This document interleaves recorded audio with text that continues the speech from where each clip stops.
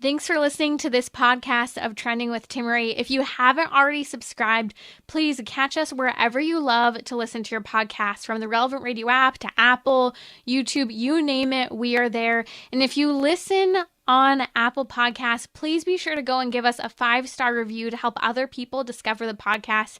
Anything you share in terms of episodes, whether it's texting it to a friend, posting on social media, helps to build up the kingdom for God, to help confront the challenging issues we face as a culture, but with joy, with hope, and with an eternal perspective where our faith collides with everyday life, bringing eternal principles to help us live our life joyfully. So, what's trending? Bridging your Catholic faith with your everyday life. You're listening to Trending with Timmerie on Relevant Radio.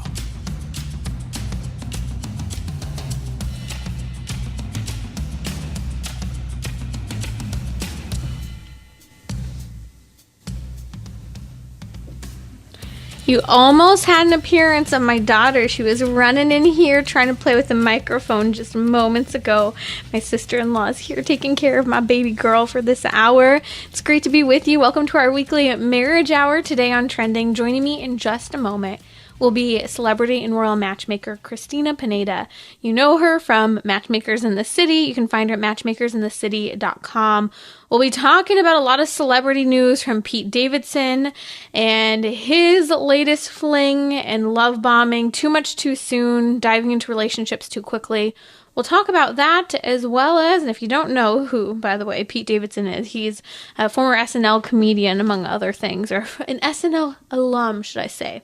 And we also have news. This is a fascinating one.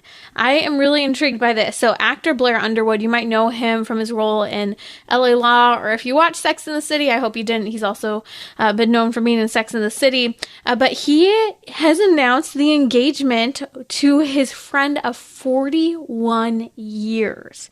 Fascinating story. I'm really excited to dive into it. He made a comment about how she's had his back since before he became an actor, and when 41 years of friendship slaps you in the back or the head and blossoms into romance, you stand up and pay attention and step forward in gratitude. He said, gently forward, it begins. I'm excited to unpack his story. We'll also continue in some Advent inspiration. We'll talk about restoring your marriage during Advent. We've talked about Advent as a time of preparation, and one of those areas that we can prepare our hearts and our relationships has to do with marriage.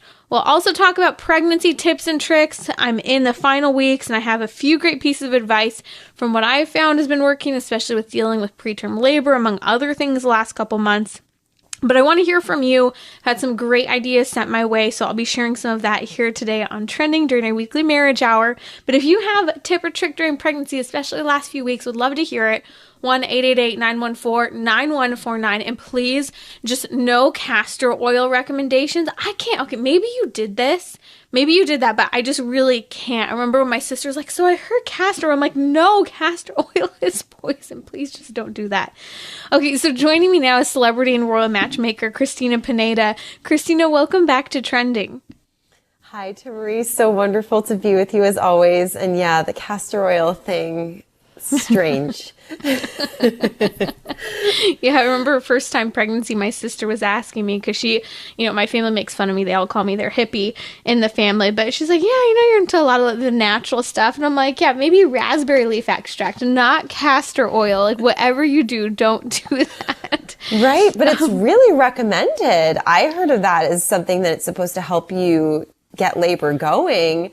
But then I looked into it and realized that it is toxic. Right, very toxic. So there's your first pregnancy tip and trick. Just don't take castor oil. There's a reason why it gets things rolling. It's because it's not good for you. Let's talk about what's happening in the celebrity world, Cristina. You are a celebrity and royal matchmaker. You also work with us peasants and lowly folk. But I think there's a lot to glean from what's happening in the celebrity world right now, especially with so many young people glamorizing, sensationalizing, and watching the latest love stories of many of their pop and celebrity icons, as well as influencers. One that has been in the news quite a bit over the last couple years, from her relationship with Kanye on, is Kim Kardashian having dated SNL comedian Pete Davidson. Really fascinating and intense relationship that has now ended, and he's in a new relationship with a model and actress, of course. Apparently he has a type. But let's talk a little bit about what's going on.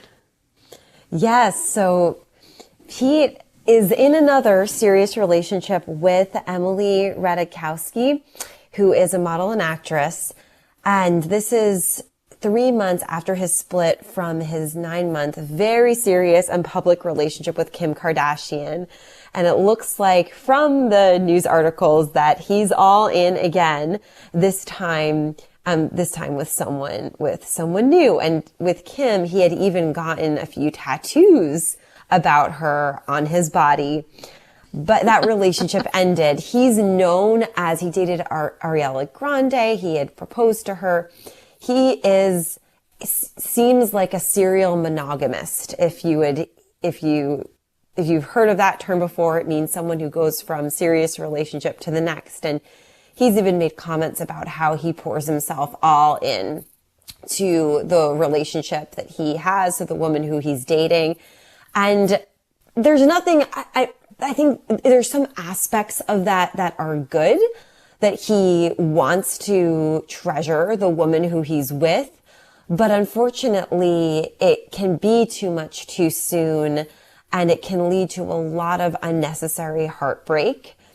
And when I'm talking about this, about Pete, I'm not judging Pete in himself. I'm helping people who have experienced love bombing or are experiencing love bombing right now navigate what to do when they're in that situation. Because who knows, maybe Pete is taking this next relationships more slowly and he's changed a little bit from the last ones.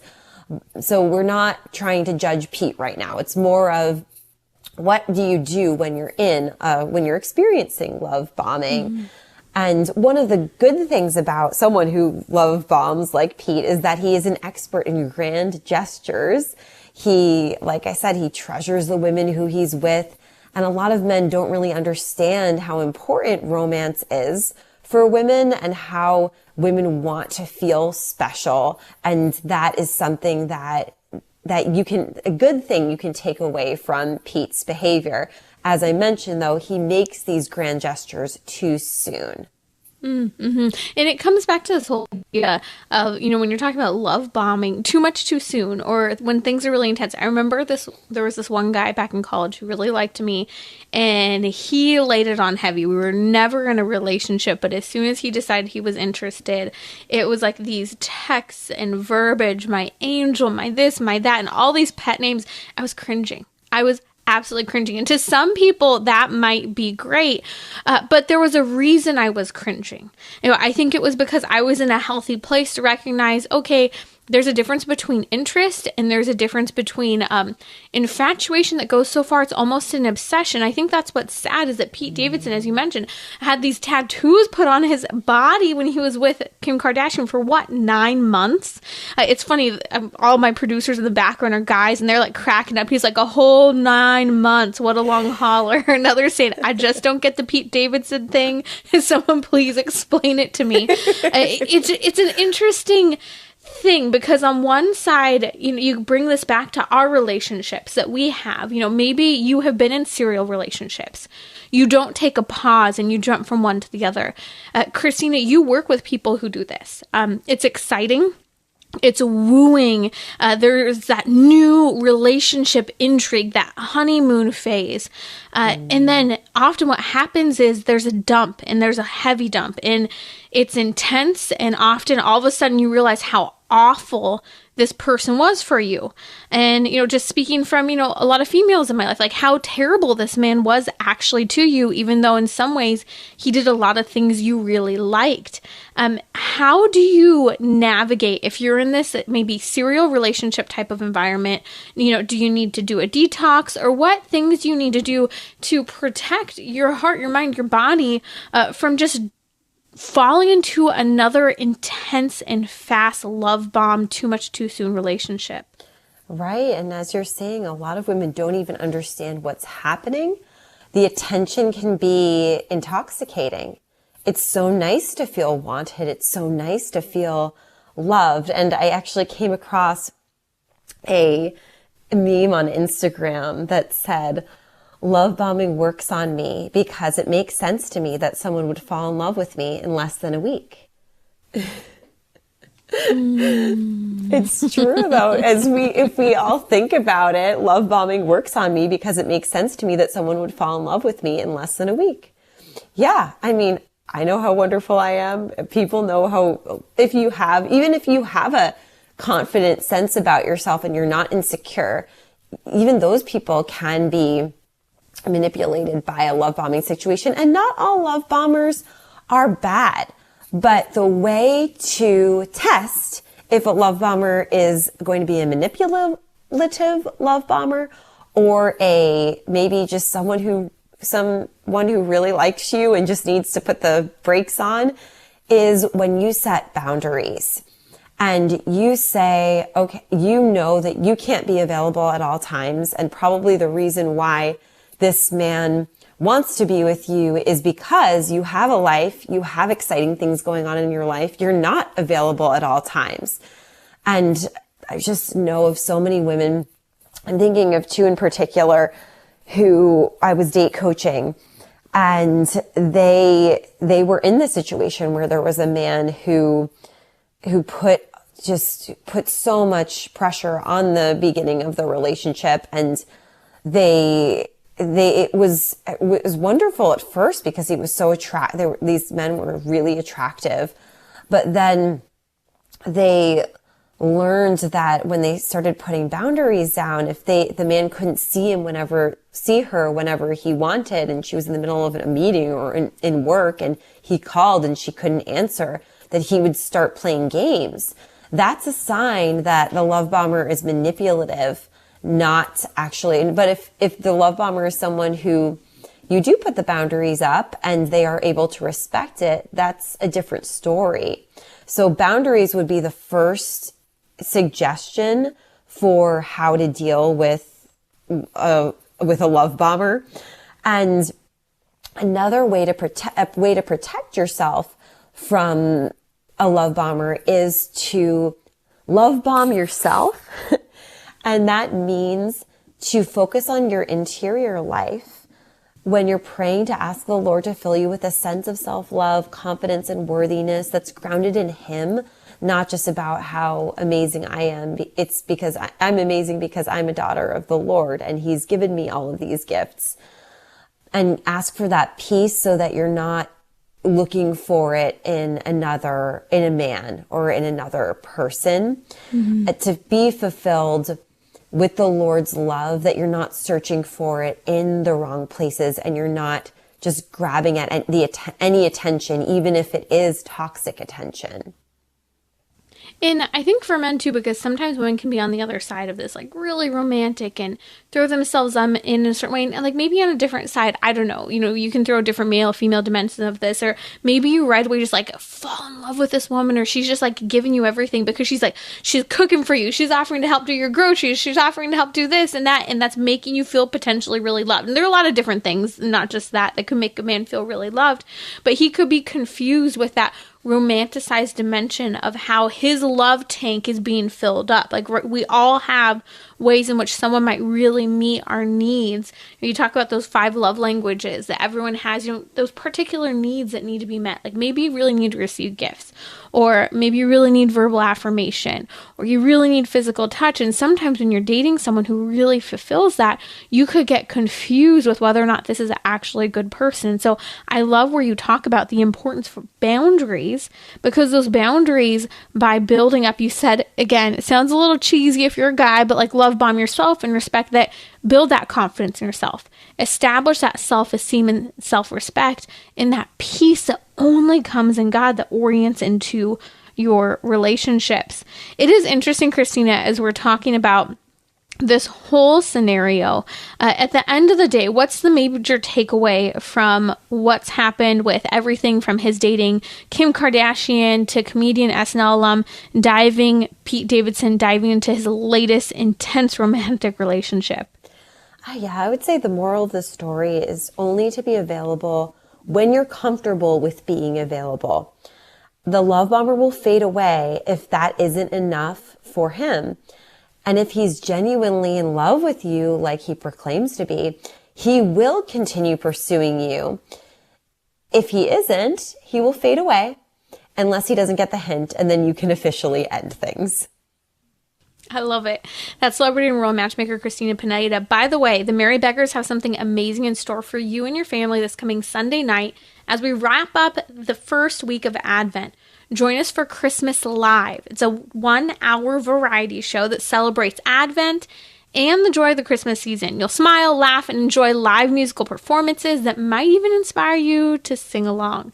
As we pause our mystery series on the night train during the month of December, be sure to tune in each night at 6 p.m. on Sundays for something special to prepare your hearts for Christmas. This weekend, it's Christmas Live, only on Relevant Radio and the Relevant Radio app. I'll be right back with Cristina Pineda, celebrity and royal matchmaker, also matchmaking us lowly peasants. If you're dating single Pringle and you're ready to mingle, as one of my sisters once put on her Instagram profile when she was like 12, hopefully you're a little older than that, single Pringle, 12-year-olds are looking for dating advice, we will give it to you, and your parents will be very grateful. But otherwise, she's here, celebrity and royal matchmaker, to take your questions. 1-888-914-9149. We'll be right back.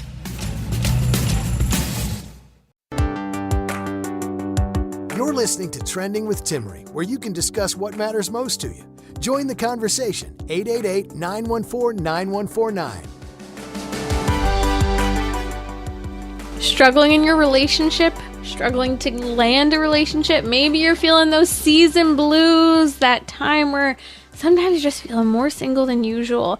Maybe you want to get things going in the current relationship you have and you're hoping for marriage. I remember sometimes the holidays could be a little frustrating for me in the respect to the prolonged amount of time that my husband and I dated, just wanting to be married, wanting to have my family and bring my family, having my own private family, a spouse and children into the holiday celebration. It can be so frustrating when you're single. I get it. And so if you have a question or a comment about that, maybe you're trying to navigate the season or even how to bring, maybe someone you're starting to date into the family, celebrity and royal matchmaker Cristina Pineda is here helping us to land some dates and land maybe even a spouse this Christmas season. Number's 1-888-914-9149. You can find her at matchmakersinthecity.com. Cristina, let's talk about Blaire Underwood. Blaire Underwood is an American actor known for really best for his role in LA Law, among other shows. It is interesting. I think this is a really sweet story. I don't know a lot about Blaire, but this definitely stood out. He is engaged to his practically lifelong friend of 41 years, Josie Hart, and has come out with some really sweet things to say announcing their engagement. He said, "She's had my back since before I even became an actor. When a 41-year friendship slaps you in the back of the head and blossoms into romance, you stand up, pay attention, and step forward in gratitude. Gently forward," he says, "it begins." I thought that this was the sweetest comment. I don't know anything about his past relationships, but enlighten us. I'd be interested to hear your thoughts, especially as a matchmaker, and maybe finding romance in relationships and places you wouldn't otherwise have expected. Yes, and Timmerie, you've actually looked at this in a different way and shed light on it in a different way than I will be going into, but I do want to pause on this for a little bit because I think that often people will overlook the potential future husbands or wives who are right in front of their eyes because for some reason if you've known someone for a long time, that it has more of the friendship might have more of I already know this person. There's no potential there for us, but there could be. That's why I always recommend, we say at Matchmakers in the City, to see with the eyes of the heart.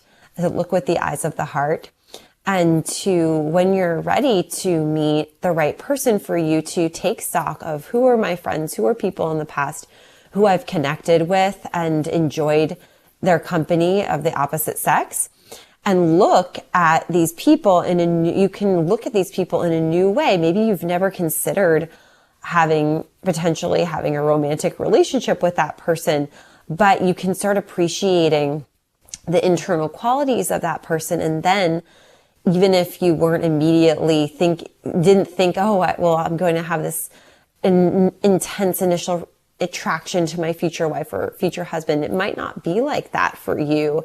It might be someone from your past who like for Blaire Underwood, who has been with him for a long time and seen him in many different ways.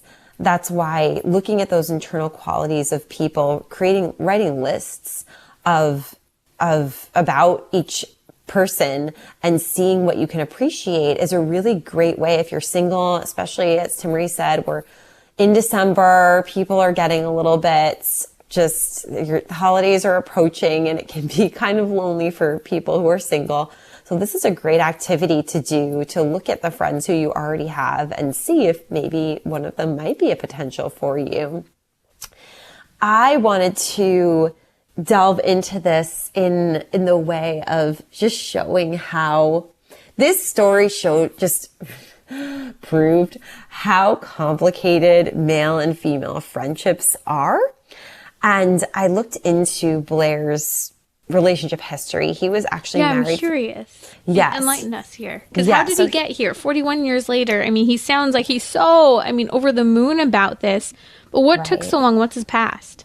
Yes. I think he's 49 or 48 right now, but he was married for 27 years with 3 children. Oh. And I think they're mostly adult children, and he might be actually older than 40s. Don't quote me on that. But so he was married, and that's why I really, really, really advise people to avoid cultivating friendships with members of the opposite sex, especially when you're married. Even if you have someone, it looks like they've been friends since they were young, with Blaire and Josie. But if you have someone who you were high school friends with, or whatever the case, those friendships need to fade so that you can focus on your primary relationship, which is your boyfriend or girlfriend or husband or wife, and that you're not carrying something on the side with you, with someone of the opposite sex. Because even if you might think, oh, I'm not even attracted to this person, or if you're the wife, you might say, oh, she's not even that attractive, or the husband, oh, he's not even that attractive, objectively attractive, so it's fine if they're friends. But still, there's an emotional intimacy that's there that can hurt the primary relationship, the marriage, or the boyfriend-girlfriend relationship. I say when you're in a committed relationship, because if you're dating, it's very hard to say to someone that you can't have friends of the opposite sex to someone you're dating. You can only talk about this when you've been becoming, or you're about to become, and if someone has talked to you about wanting to be in an exclusive relationship with you, and you could say, okay, here are my concerns. You can ask that person when you're in a relationship, if that person has a number of close female friends or male friends, that to see if he or she is open to letting those friendships fade to make way for your new relationship. And I've seen couples who have done this, who we've worked with, I'm thinking of one bachelorette who was very uncomfortable with a few of the friendships that her boyfriend had, and she talked to him about it, and it was a very uncomfortable conversation. It was very emotional, especially for her, because she didn't want to have to say goodbye to him, but it was making her uncomfortable that he had close female friendships. And he listened, he took stock of it, and he chose her. He chose the girlfriend who's now his wife. So these are conversations that are important to have and that will protect your current and future relationship, because you never know what could grow emotionally between people, even if you don't think that they're attracted to each other. Isn't that interesting? That challenge, yet again, you and I have come back to it many times, Christina. Can guys and girls just be friends? The answer is no, and it's a hard one. There will always be chemistry, and you have to build a boundary in every relationship, because it could be one-sided, it could be two-sided. And so building those boundaries are so important. I was just talking to my mom about this a couple weeks ago, about some really close, like childhood, high school, college friends that she had. And, at a certain point, sometimes that friend could assimilate into her marriage, my parents' marriage.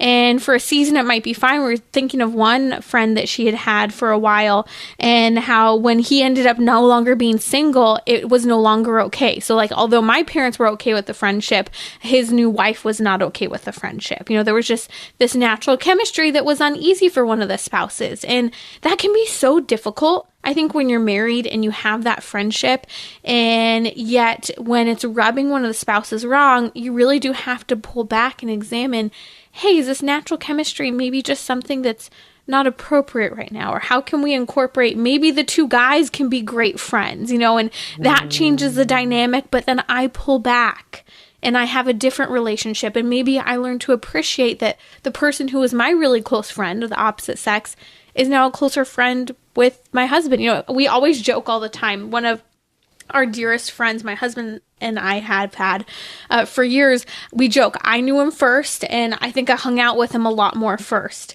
And there was never anything like romantic ever between us, but the joke was, I remember even at our wedding, there was a little sign in our photo booth, and it says like which person you're with, and it's like a sneaky photo saying, I'm with the bride. We're able to laugh about it, but they have their male friendship, and even his and my friendship has changed over the years. And it changed again when he started dating someone, and it changed again when he married someone. And that's good. I think we have to be able to have the humility, Christina, and the foresight to see when these things need to occur. Definitely. And it's also something to pay attention to when you're dating. If a person is unwilling to let these friendships and dating / being in a relationship, like I mentioned, if the person's unwilling to let those friendships of the opposite sex fade, then that is a red flag.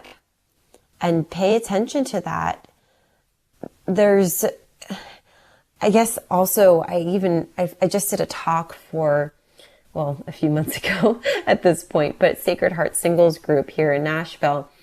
And I advised them, we were talking about friends and being friends with people of the opposite sex, and how sometimes people don't want to ask, a man doesn't want to ask a woman out because he doesn't want to ruin the friendship or those sorts of things. But I was just saying, before marriage, it's fine to have groups of friends, but there's no need to have deep friendships with members of the opposite sex, because they will be fluid. Like Timmerie was just saying, they will have to fade and the relationship will change. And there's no need to try to seek and cultivate those. It's better to cultivate friendships with your same sex, because those are the ones who can last throughout the different phases of life. And also for women, men get really territorial. And if there's a man who sees you hanging out with this other guy all the time, he's going to assume that that's your boyfriend. Know that is what is going to come across to other men, and you're preventing maybe the right man from asking you out because he doesn't want to step on another man's territory. And men can often, I think there are two boats, totally different. One, she's not attached, I'll go for it. And then another, very respectful, I think something's going on there, I will give that a wide berth. And I understand and actually respect both. If she's free, I say go for it. But I also respect the respect that many men will give as well. And so that those friendships, you got to be really careful and clear. And sometimes that friend, whether it's a female or a male, may not actually be interested romantically, but they're well aware that they're scaring other people off because they are clinging to that relationship a little too much so. It's a surrogate relationship for a romantic relationship at times, wouldn't you say? Yes, yes. You hear about people saying to each other, if we're not married by this age, by 35, then we'll get married to each other. I was just reading a story about that. Who was it? Some celebrity, like in the last couple weeks, had announced something along those lines. I can't remember the details, but it's intriguing. You know, if I'm still single when I'm 40, or still single when I'm 50, you know, you'll be my everything, and we'll get married. And to which I want to say, are you just afraid of commitment now, or you know, what's going on there? Right, and it's usually because they're kind of not that into the person, but they, you know, worst case scenario, if they want to have kids, this could work. That's what I've seen people saying that about. And they really like the person, but not romantically, usually. So that's what I think that it's best to avoid getting to that place with someone of the opposite sex, even if you're single, but especially if you're married, you want to have pretty strong boundaries with like we've talked about. And I have to share a story real quick, and then there's a question that came in that I want to run by you. So a story with the whole idea of like guys and girls being friends, and you know, maybe sometimes that getting in the way of not just a marriage but a vocation. I'm thinking when my husband and I first started dating, I had a really dear friend, male friend. We were very, very close, spent a lot of time together. I was not interested at all, and it wasn't always clear, you know, his perspective, but there also weren't enough like clear boundaries in terms of like, I'm in a relationship now and you need to respect that. And it was a big bummer, but I really had to close off that friendship out of respect for the new relationship I was in with the man who's now my husband. And my husband right away was like, red alert, red flag, like not okay with you hanging out with this guy. And this guy was really, really, you know, hurt by my just shutting off the relationship. And in some ways, Christina, I felt like a really bad friend. But lo and behold, guess what?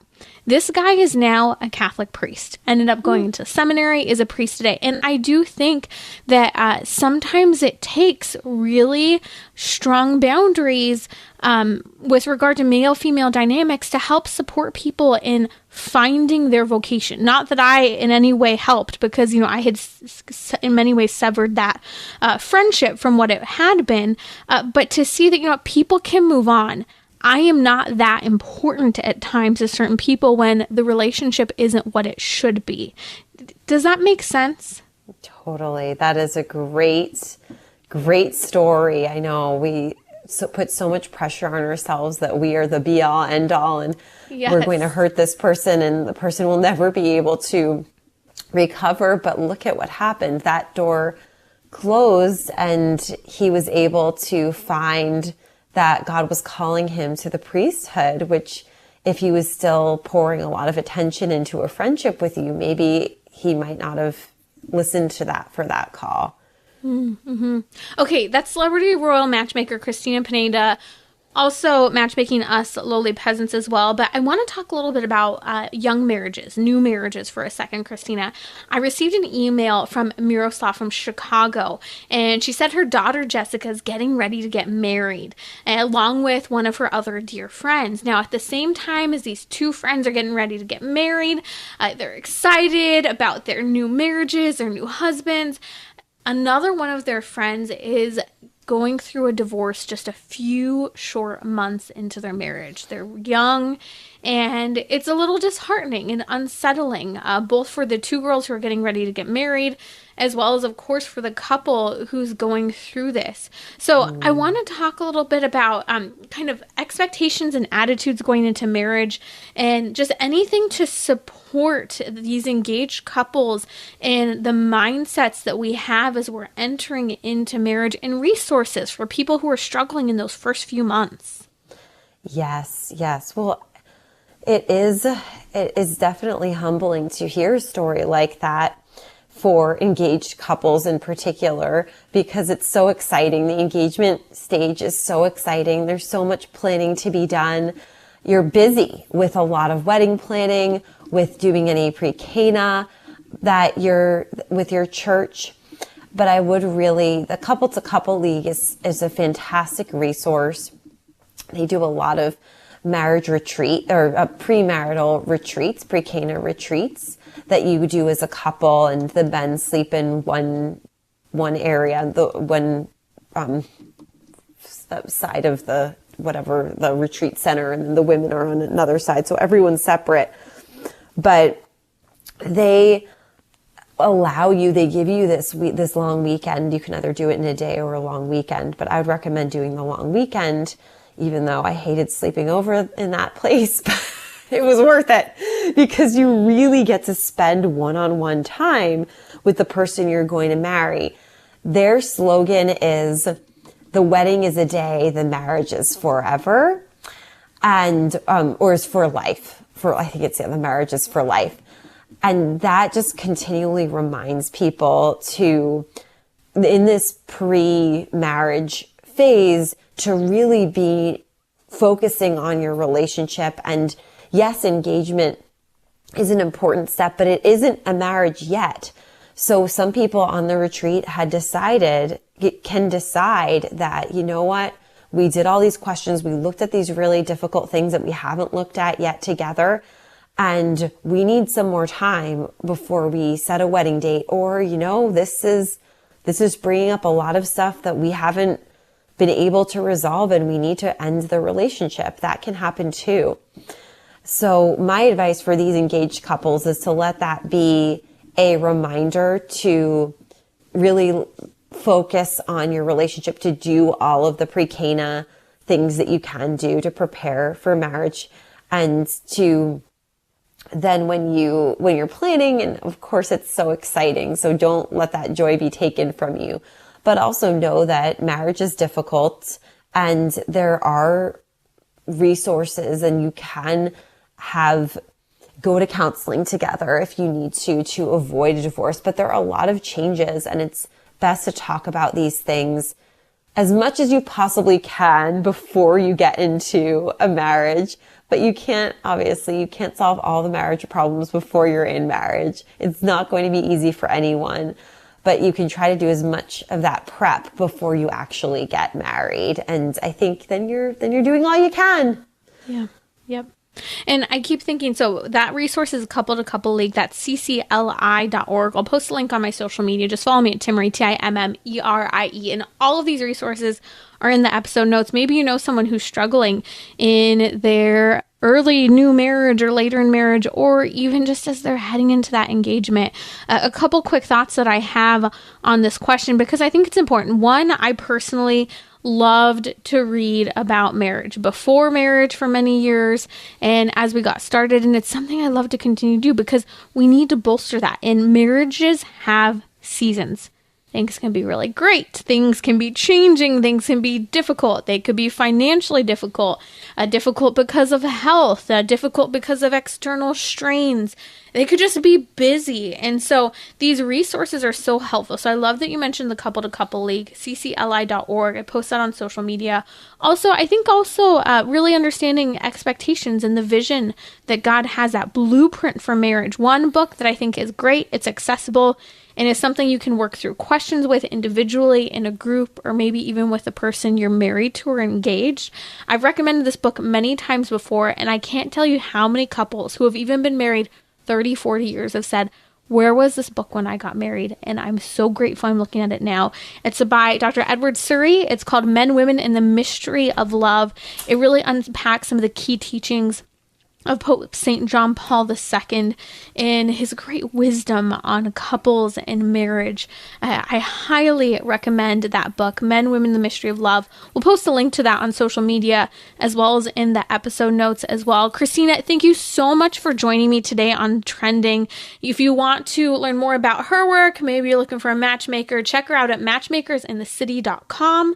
That's matchmakersinthecity.com. I'll be right back here on Trending. We're going to talk about pregnancy tips and tricks. You've been sharing them on social media. I'll share a little bit of what's been working for me as well. So if you want to share a tip, 1-888-914-9149.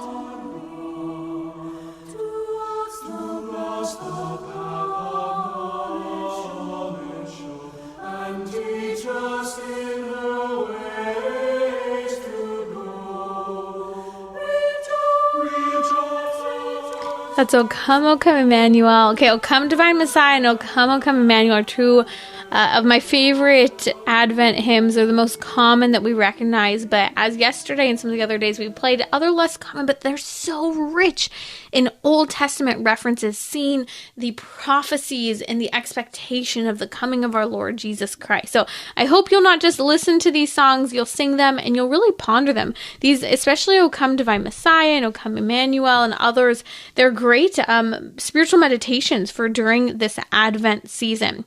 Letty's on the line had a question from Sacramento, California. She's asking for resources that she can give her 2 teenage daughters to help them find good relationships. I love it. This is our marriage hour, and it's everything dating, marriage, and relationships, because marriage is the goal.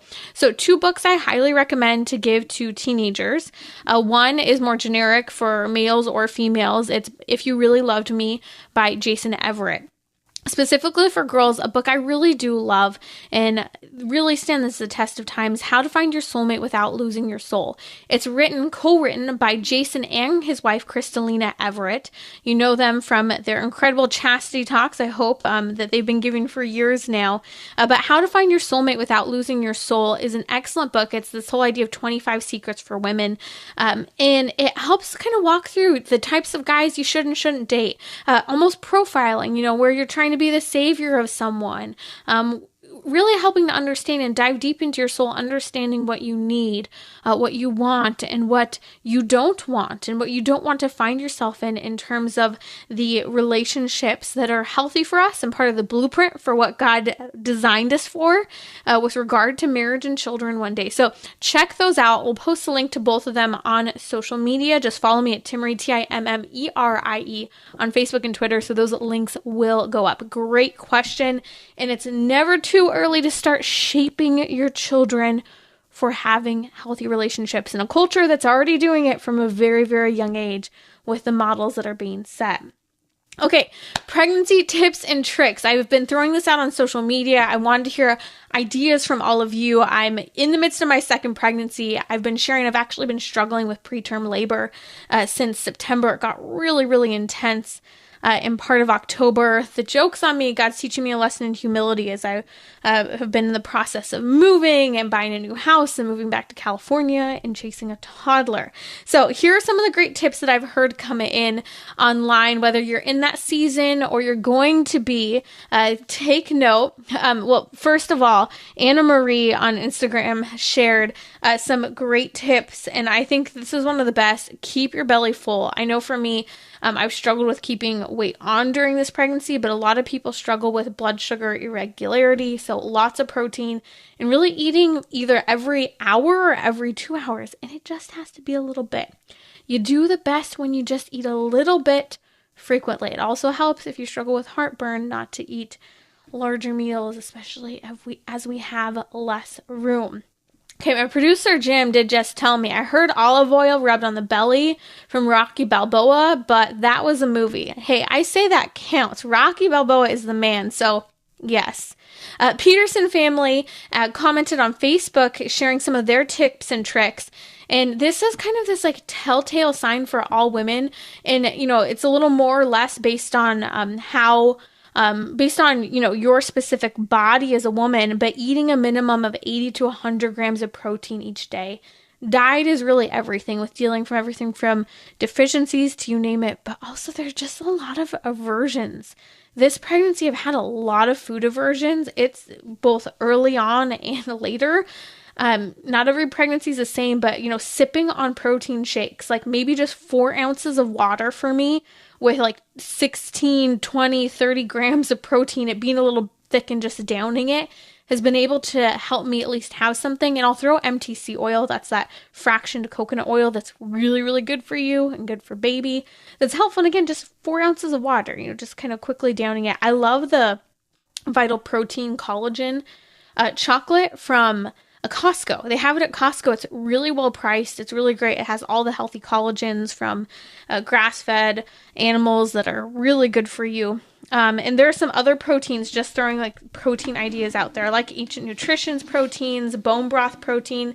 Depending on where I was at in pregnancy, I could or couldn't handle the bone broth protein. Normally I don't taste anything that like doesn't taste like good protein, but sometimes it's so. But those 4 ounces, like just 4 ounces of water with a little more thicker protein in MTC has been a game changer. And when you're struggling with aversion, sometimes you just have to eat what you can to keep food in you, even though it's not always the best. Okay, here's another great one that I found has been really helpful. Having a toddler. Many of you have many more children than me and could give much greater tips, so I hope you will continue to share them on social media. But I bought one of those toddler towers for the kitchen. It's a little bulky, but my child's favorite thing to say, basically since May, are 2 words that are like trigger words for me. Hold you, hold you, hold you, hold you. And to which she means hold me, hold me, hold me, hold me. And she's just like pulling on me all the time. And, you know, at a certain point, a toddler gets a little heavy when you're pregnant, or it's just tiring, or I'm trying to cook, I'm trying to clean. And so having that toddler tower, like the Montessori towers, can find them on Amazon or wherever, you can even make your own, has been extremely helpful for me. It was a game changer when I finally got it. I wish I got it months sooner. She can climb right up in it. She's nice and secure. She's up at counter height. She can help with things on the counter. I can set an activity out for her while I clean, or maybe, you know, I need to pay some bills or do whatever. I can whip my laptop out, and we have a fake play laptop for her that doesn't turn on or anything, and she can just plug away at buttons. And there's lots of things you can do, but they feel like they're up and near you. And sometimes even just wrapping my arm around her while she's up there, and I'm no longer carrying the weight of her weighing on me while pregnant. So Toddler Tower, I highly, highly recommend. Some people have been asking me what we did for like labor prep. So I am a huge fan of the Bradley method. It's really husband coach childbirth, and you're working together with your spouse. Ladies and gentlemen, ladies, it's the best thing. Your husband helps you with everything from stretches to exercises, nutrition, massage, preparing them to really be a part of the support during labor, but also during pregnancy. And it's a great way to bond while you're pregnant. We did it with my first baby girl, and now with our second. It's a great way to come together and have that. And he's really aware. There are books for guys, and my husband really does read it and take it seriously. And he's aware, you know, I'm sitting here complaining, oh, I have a headache. Oh, well, you're in this phase of pregnancy that has to do with, you know, hormone changes. So it might be helpful to, you know, just eat a little something right now, have a piece of fruit. But the stretches, and what's interesting, I've learned that one of the strongest painkiller is oxytocin.